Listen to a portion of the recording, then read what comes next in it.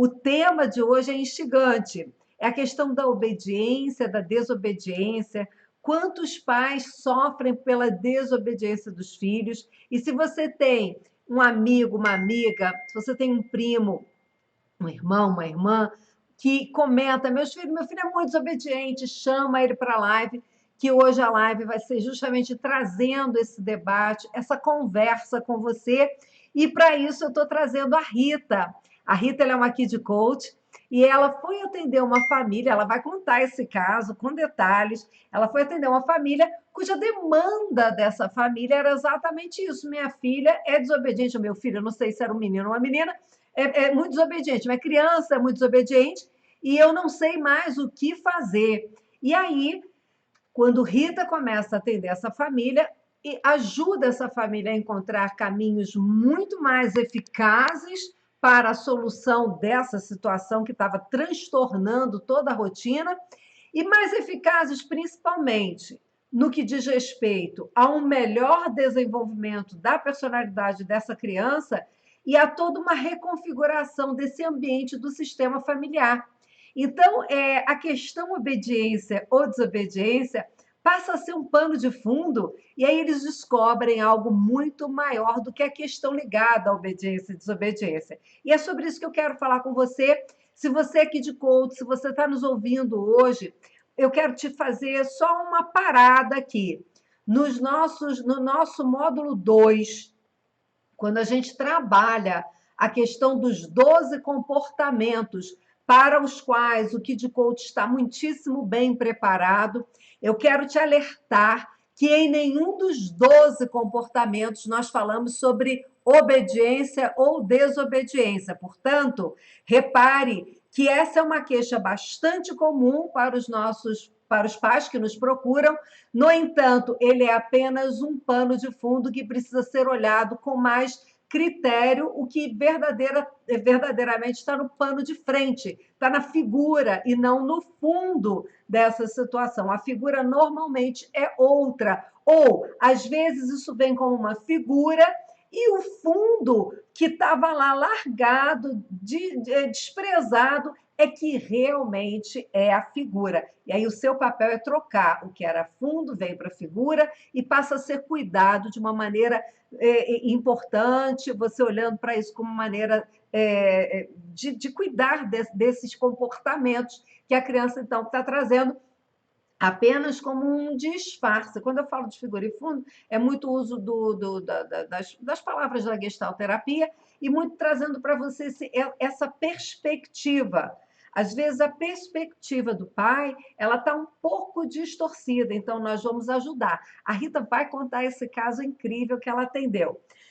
Antes de eu convidar a queridíssima Rita para estar aqui conosco, eu quero compartilhar com vocês um pouco de contexto sobre a questão da obediência e da desobediência. Eu ouço muito isso. Eu não sei mais o que fazer. Meu filho não me obedece. Eu aposto que talvez você já tenha dito isso, ou então que você já tenha ouvido seu amigo, sua irmã, seu primo, enfim, alguém falando sobre isso, ou você mesmo falando sobre isso. Não sei mais o que fazer, meu filho não me obedece. E aí eu quero colocar em xeque hoje a questão da obediência. Eu quero muito discutir isso com você hoje. E não que eu seja a favor de crianças desobedientes, de jeito algum. Não se trata disso. A questão é a obediência. Eu quero o meu filho obediente ou eu quero o meu filho fazendo as coisas que precisam ser feitas? Mas, Márcia, é a mesma coisa, não é? É isso que eu quero discutir contigo hoje. Ter um filho obediente não obrigatoriamente significa essa criança comprometida com a sua própria vida, não significa obrigatoriamente esse adolescente entendendo aquilo que realmente faz bem para si, para a sua própria vida, para as suas relações. A obediência é apenas um mando que é acolhido, um mando do pai e da mãe, que é acolhido pelo filho por medo, ou por vergonha, ou por desejo de agradar o pai e a mãe, e não por um nível de consciência de que fazer isso assim, assim, assim, lhe faz bem, ou faz bem a todo o contexto, a toda a coletividade a qual essa criança, esse jovem, esse adolescente pertença. O que muitos pais querem é que os filhos sejam obedientes. E eu preciso te trazer um pouco mais do que isso. O que realmente os pais precisam é que seus filhos sejam capazes de, primeiro, reconhecer, identificar que existem regras, existem normas da casa, existem valores, existem princípios que funcionam naquele ambiente, seja o ambiente escolar, seja o ambiente do convívio com os colegas no clube, em casa, no playground. Existem regras e normas de convivência e existe uma coisa chamada disciplina, que faz muito bem ao próprio e também, é claro, traz bem-estar ao ambiente onde esse jovem se encontra, seja criança ou adolescente.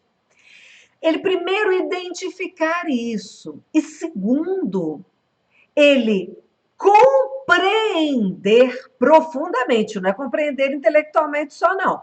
Compreender profundamente a importância de cumprir essas regras. E de utilizar essas regras não porque elas lhe são impostas, mas porque ele já compreendeu, discutiu essas regras, discutiu internamente, ou até houve necessidade de fazer uma discussão externa com você, pai, mãe, e a partir daí essas regras passam a ter um sentido, um significado, e por isso interferem positivamente no crescimento, no desenvolvimento da personalidade dessa criança, desse jovem. E é lógico que, havendo regras que são utilizadas de uma maneira consciente pelo jovem, pela criança, isso vai interferir no bem-estar da coletividade onde ele se encontra. E de coletivo, gente, eu falo do ambiente familiar, coletivo eu falo do ambiente escolar, é o coletivo, são os ambientes sociais por onde a criança ou adolescente passa, transita. É isso que os pais precisam. Os pais falam e dizem que querem crianças obedientes. E eu te digo que vocês realmente precisam é de uma criança e de um jovem que compreenda as regras, absorva essas regras, porque houve um momento em que ele debateu, discutiu essa regra externamente, colocou seu ponto de vista, pôde absorver isso, e aí sim ele faz uma assunção profunda dessa regra, e ela passa e se transforma num hábito. E o mais beneficiado com isso tudo é a própria criança, é o próprio adolescente. Eu vou dar um exemplo. A criança pequena que ela não entende, eu quero te trazer essa informação. Ela não entende que você a proíbe de colocar o dedo na tomada para protegê-la. Ela acredita que você quer simplesmente tolhi-la, tirar, impedi-la de se divertir. A gente precisa estar nesse entendimento do que realmente é a desobediência. Então, quando você grita e fala, tira o dedo daí, ela só entende que você está tirando o prazer dela de se divertir naquele momento que ela está ali explorando algo novo, diferente. Essa é a hora de nós, pais, aproveitarmos essas situações, esses momentos e fazermos um investimento de uma forma muito atenciosa. E quando eu falo de atenção, falo de uma atenção amorosa, falo de um diálogo claro, explícito e ao mesmo tempo firme, seguro, de modo que aos poucos seja desenvolvida entre você e essa criança uma relação de troca, uma relação de confiança, em que a criança se sente respeitada e aí ela também aprende a respeitar as regras. Quando eu falo de uma forma, ao mesmo tempo, amorosa e firme, eu não sei se vocês já viram alguma vez, a mãe está lá no celular, vou até pegar o meu aqui para fazer a minha cena aqui, vou fazer a minha cena teatral. A mãe está lá no celular, fazendo lá as coisas dela, aí ela tá vendo que a criança tá lá mexendo, não sei o quê. Para, menino, sai daí, tô te dizendo. Já te disse que não é para você mexer aí. Ai, meu Deus do céu, novamente ela não me respondeu. Essa cena, gente, ela é mais comum do que a gente possa imaginar. É uma voz lábil, é uma voz sem firmeza, não está havendo o diálogo. Eu penso que eu estou dialogando, na verdade, eu só estou dando uma informação. O meu foco, a minha atenção está numa outra coisa qualquer que eu esteja fazendo. E aí eu nem percebo, mas quando eu termino aqui o que eu estava fazendo no celular, eu olho e digo assim: mas menino, eu não te disse que você não podia estar aí, que você não podia, que você tinha que ter feito. Você desobedece. Ou seja, eu não tive a atenção amorosa necessária naquele momento para ajudar essa criança a compreender que aquilo não era uma boa atitude, não era um bom comportamento. E aí eu não fui explícita no meu diálogo, eu não tive nem mesmo um diálogo e pressuponho que ele tenha que entender e parar de fazer o que ele estava fazendo, tá? Isso eu estou falando, gente, não para criticar pai e mãe, é porque muitas vezes há nem se percebe que se haja assim. E aí a gente vê que não tem resposta, não tem retorno por parte da criança. Ainda nesse mesmo exemplo, não vai adiantar o exemplo da criança na tomada, não vai adiantar a mínima você gritar a plenos pulmões: menino, sai daí, tira o dedo da tomada, menino. Isso, se você fizer isso cada vez que a criança se aproximar da tomada, isso não vai resolver. Sabe por quê? Porque isso não faz sentido na cabeça dessa criança.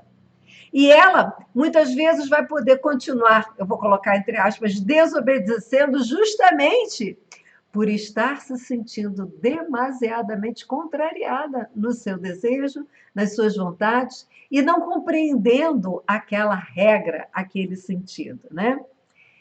Os pais nem sempre sabem, e é isso que eu quero te trazer hoje nessa noite. Quero te trazer algumas coisas que realmente funcionam. E a Rita daqui a pouco vai poder contar para nós como é que foi esse caso lindo que ela atendeu. Como construir um diálogo horizontalizado. O que eu falo de um diálogo horizontalizado? É um diálogo que está de igual, eu e meu filho, em que eu olho no olho, onde existe troca, onde tem o vai e o vem da resposta. E eu novamente faço uma réplica e ele faz uma tréplica. Isso é diálogo, pessoal. E quando existe esse diálogo horizontalizado com seu filho, ele aí entende o porquê de determinadas normas e ele é capaz de exprimir alguns pontos de vista que ele tem sobre essas normas.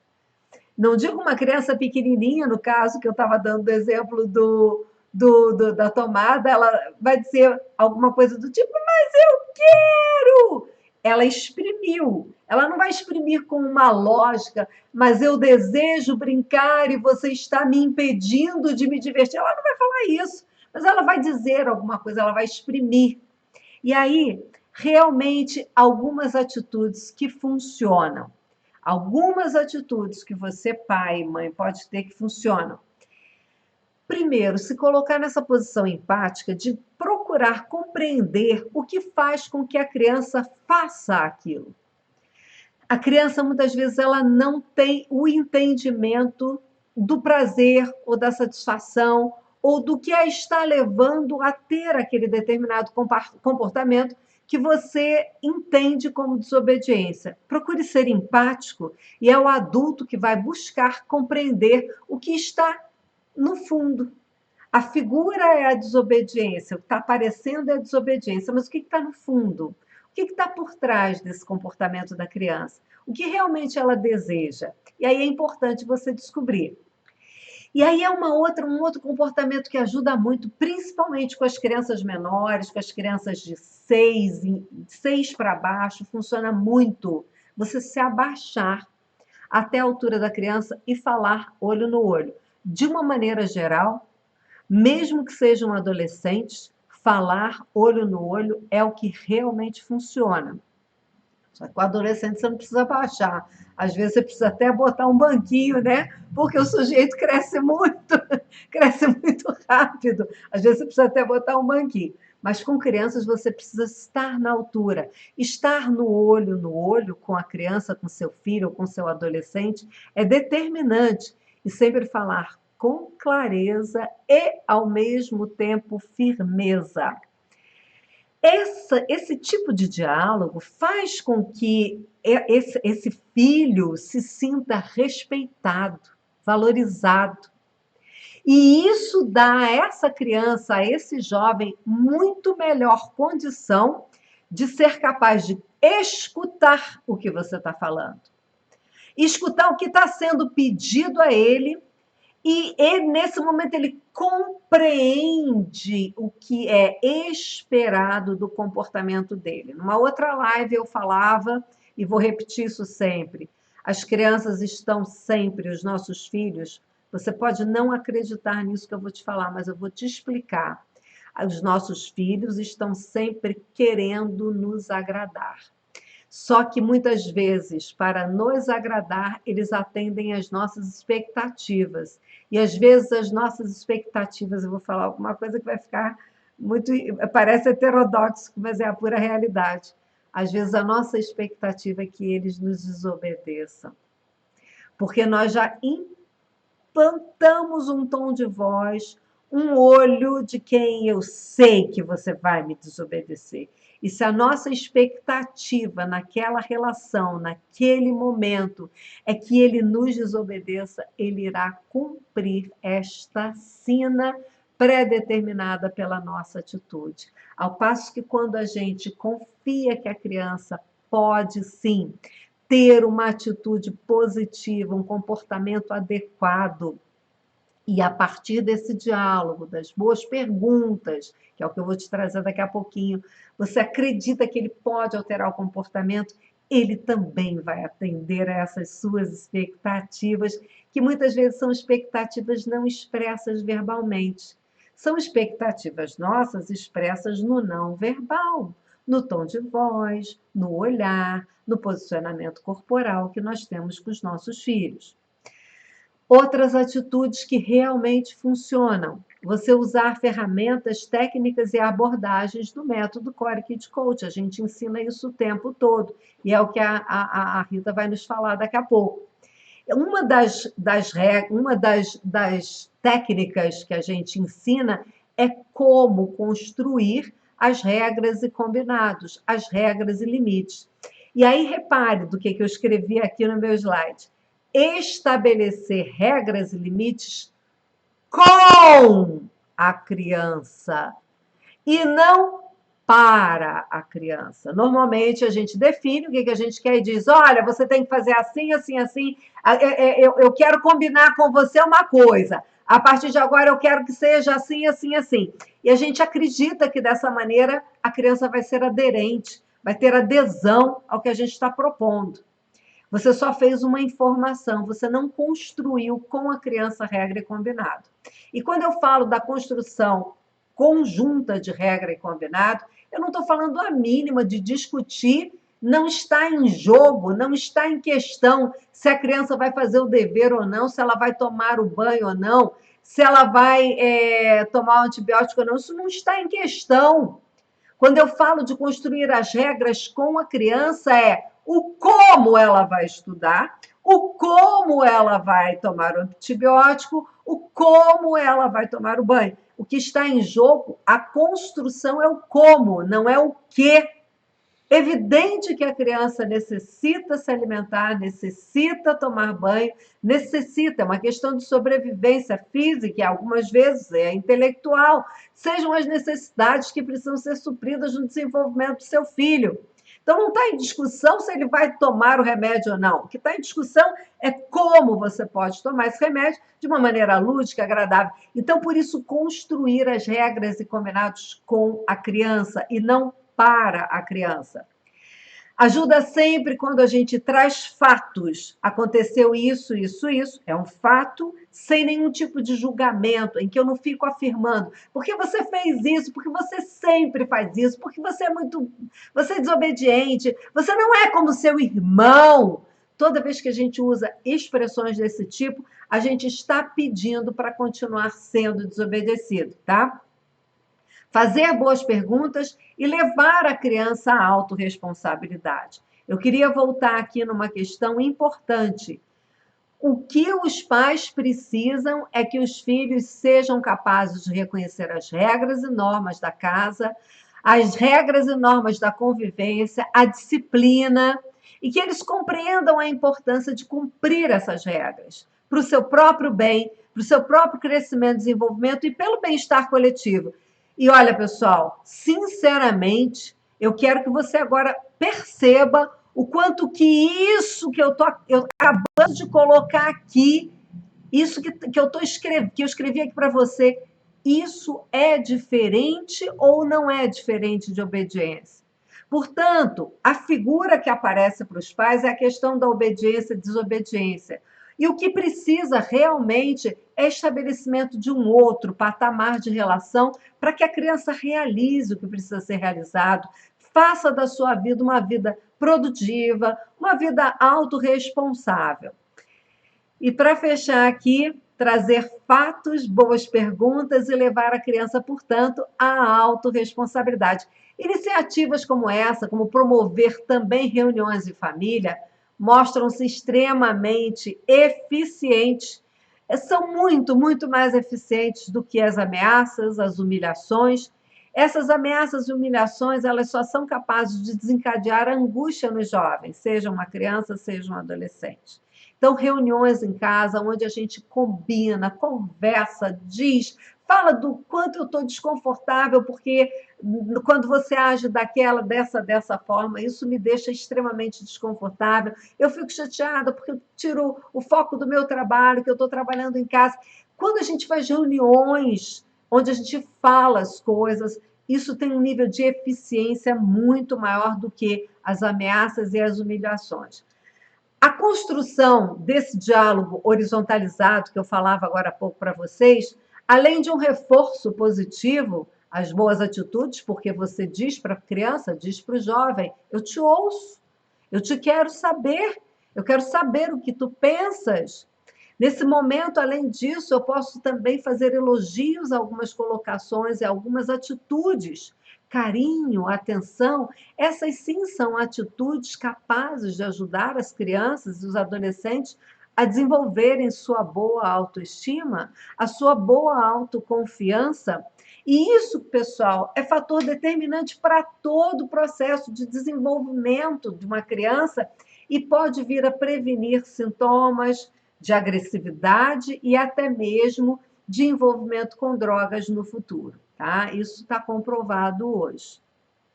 Hoje, volto a insistir, atender famílias, crianças e adolescentes é um mercado em alta. Se você quer saber de alguma de nossas formações, entre em contato em box com o nosso pessoal que está nesse momento nos assistindo, nos ouvindo, que alguém fará contato com você hoje mesmo ou amanhã.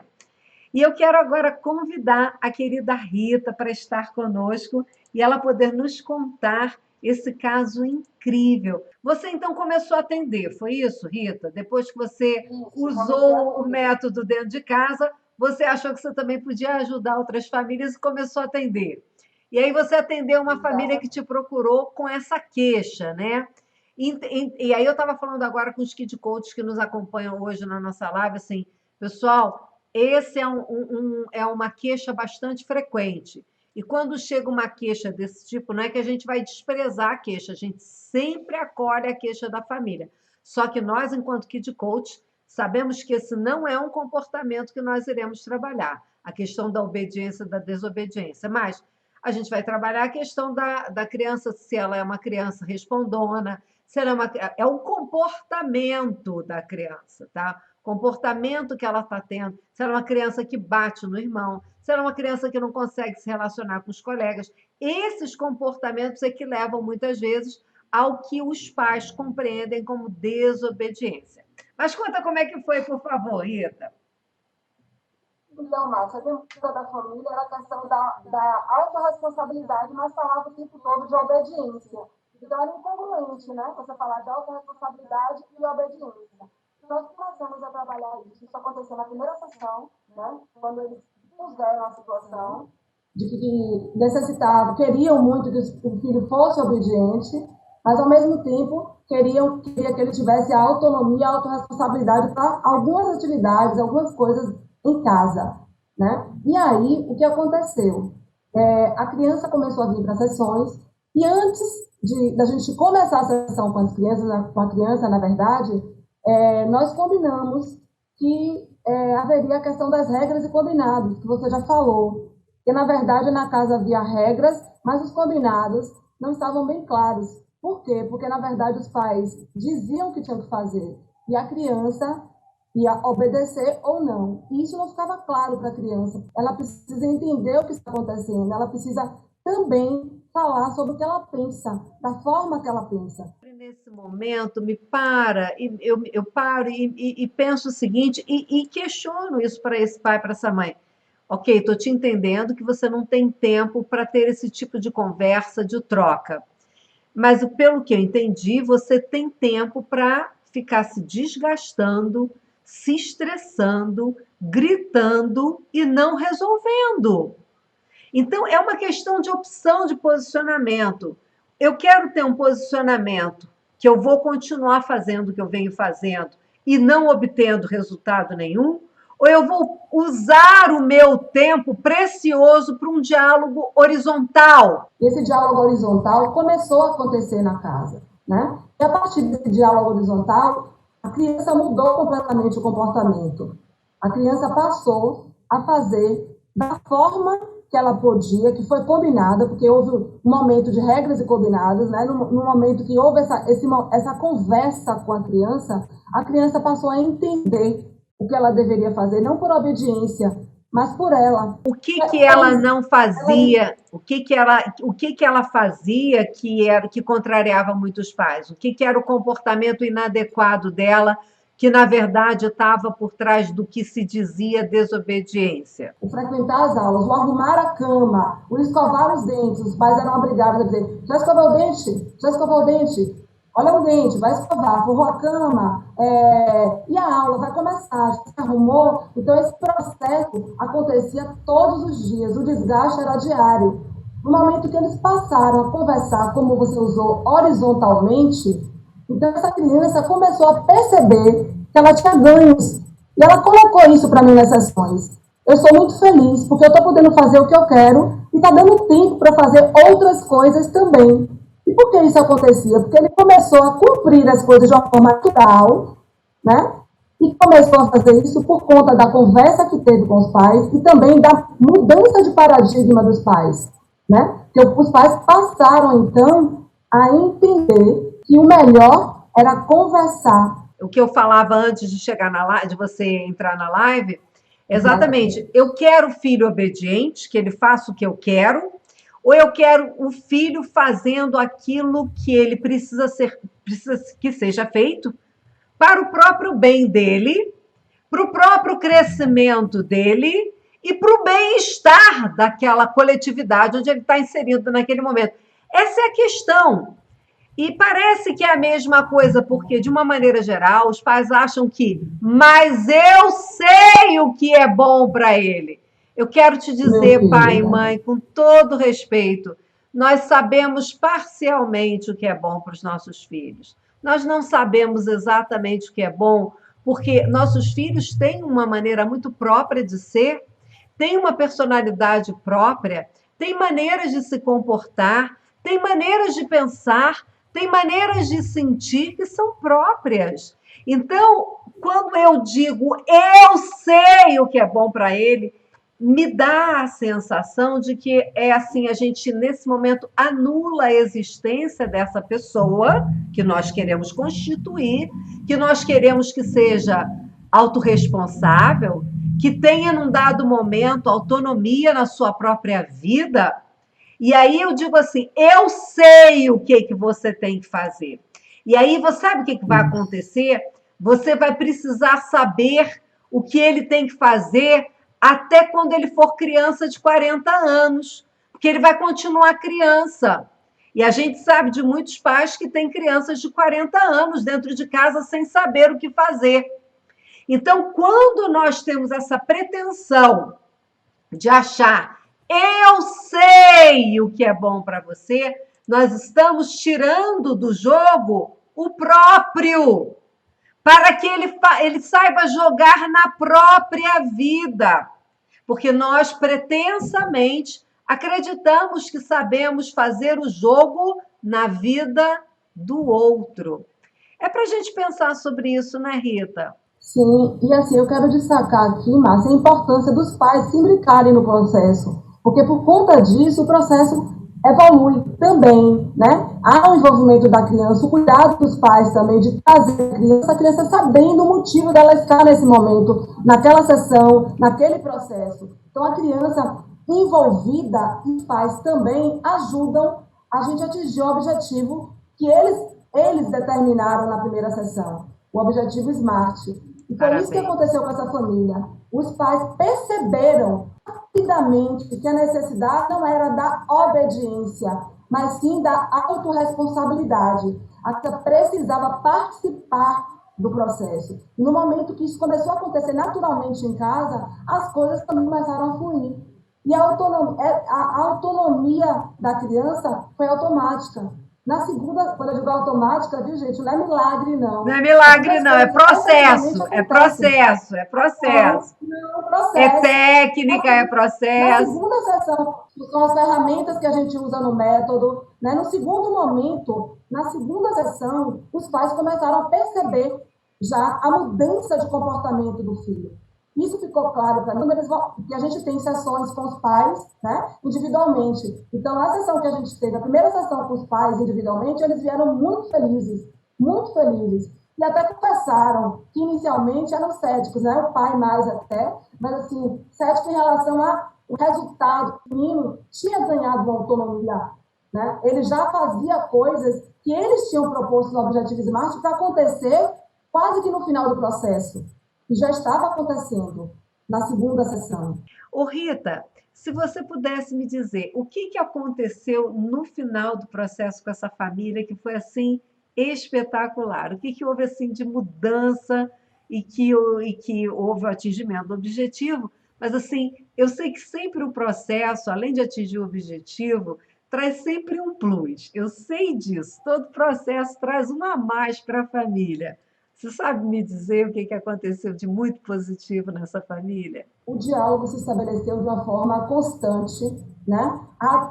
O tempo que é dado hoje nesse processo na família é maior do que o que era dado, né? O respeito à fala da criança é ainda maior, se ouve mais, se escuta, na verdade, né? E a criança está feliz por conta disso, ela sabe, ela tem consciência que há coisas que ela não pode opinar, ela diz, no sentido assim, não poder, não no sentido de que ela não possa opinar, não é bem isso, que ela não pode definir. Não pode definir, há coisas que não é a criança que define, ponto, quem define é pai e mãe. Mas ela usou exatamente isso na última sessão, há coisas que ela não pode definir, mas ela pode dar a opinião.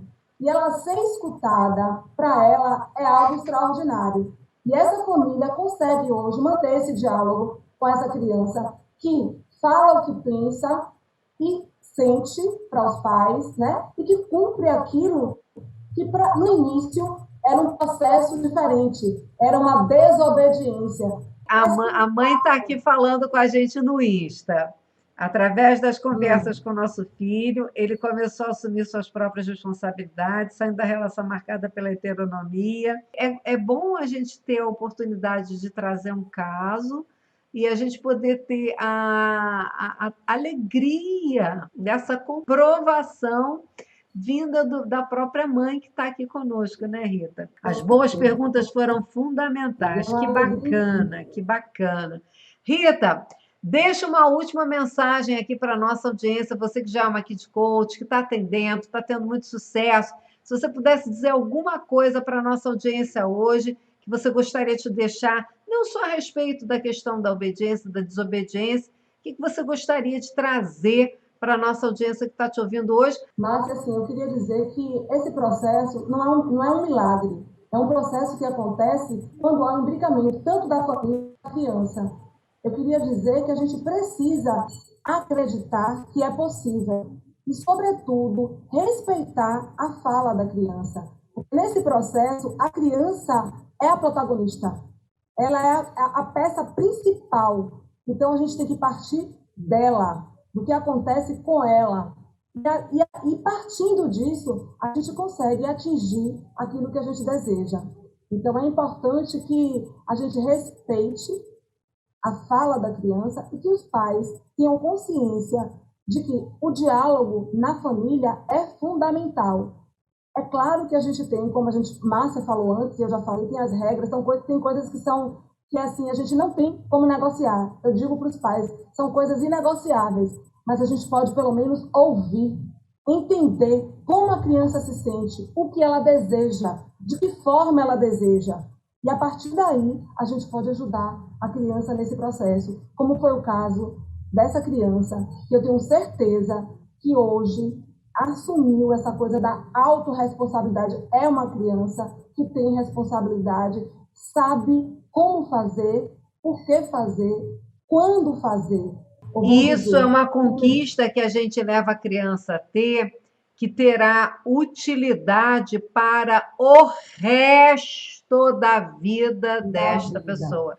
Que ela, inclusive, compreender o que pode ser discutido, o que não pode ser discutido, ela compreender que ela pode, talvez, em alguns momentos, não gostar, mas é necessário fazer por um bem maior. Quer dizer, esse nível de lidar com as frustrações. Nós temos visto uma grande quantidade de adolescentes hoje com muita dificuldade de lidar com as frustrações.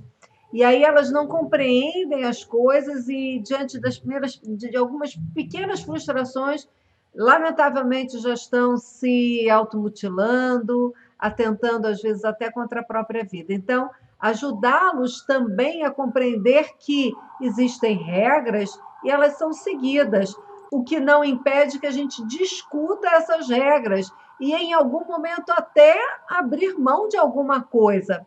Porque existem regras, Rita, que são muito determinadas por um aprendizado do pai e da mãe. O pai e a mãe tiveram uma educação muito rígida, por exemplo. O pai, o pai e a mãe desse pai e mãe, ou seja, o avô, a avó da criança, eram muito rígidos. Então, achavam que tinha que sempre, quando chegasse da escola, já tinha que tomar o banho imediatamente. Se a criança não toma, é desobediente. Então, uma certa rigidez que, às vezes, a criança ou o adolescente nos questiona. Eu falo isso por conta própria, porque eu sempre fui uma pessoa assim, muito regrada. E os meus filhos, eles me questionaram esse excesso de regra na vida. E aí eles dizem assim, mamãe, por que tem que ser desse jeito? Então, discutir com o pai e com a mãe significa, inclusive, crescimento para nós, evolução para a nossa pessoa. Porque muitas vezes nós carregamos, não é um princípio, não é um valor, porque, pessoal, princípios e valores são inegociáveis. O princípio da verdade, o princípio do respeito ao próximo, são alguns princípios da minha família que são inegociáveis. O princípio da verdade, que esse eu não abro mão de jeito nenhum. Então, esses a gente não tem que discutir. Agora, se vou tomar banho agora ou daqui a 15 minutos, isso não tem a menor importância. Então, a gente aprende também com os nossos filhos e nos libertamos, às vezes, de alguns posicionamentos rígidos nos quais nós fomos educados na nossa infância e que talvez também estejam nos aprisionando. É muito lindo isso, né, Rita? Rita, muito obrigada pela sua presença.